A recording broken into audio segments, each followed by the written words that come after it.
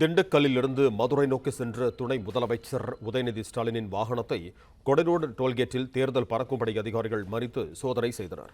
இது தொடர்பான கூடுதல் விவரங்களோடு இணைகிறார் எமது செய்தியாளர் முருகேசன். வணக்கம் முருகேசன், உங்களிடம் இருக்கும் தகவல்களை சொல்லுங்க.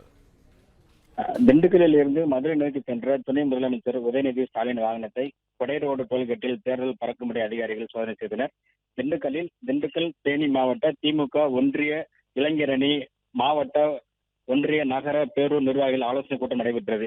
இந்த கூட்டத்தில் தமிழ்நாடு துணை முதலமைச்சர் உதயநிதி ஸ்டாலின் கலந்து கொண்டார். அவர் இளைஞரணி நிர்வாகிகள் கூட்டத்தை முடித்துக் கொண்டு திண்டுக்கல் மதுரை 4 வழிச்சாலையில் மதுரையில் நடைபெறும் திமுக இளைஞரணி நிர்வாகிகள் கூட்டத்தில் கலந்து கொள்வதற்காக மதுரை நோக்கி சென்றார்.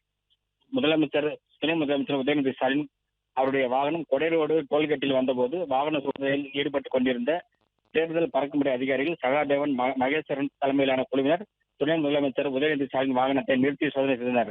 அப்போது உதயநிதி ஸ்டாலின் காரில் பின்பகுதியில் கார் டோரை திறந்து காரில் இருந்த பைகள், பேக்குகள் உள்ளிட்டவைகளை சோதனை செய்தனர். இந்த சோதனை சுமார் 5 நிமிடம் நீடித்தது. காரின் முன் சீட்டில் அமர்ந்திருந்த உதயநிதி ஸ்டாலின் தேர்தல் பறக்கும்படை அதிகாரிகளுக்கு ஒத்துழைப்பு அளித்து வாகனத்தை சோதனை செய்ய அனுமதித்தார். உதயநிதி ஸ்டாலின் காரில் நன்றி முருகேசன், உங்க தகவல்களுக்கு.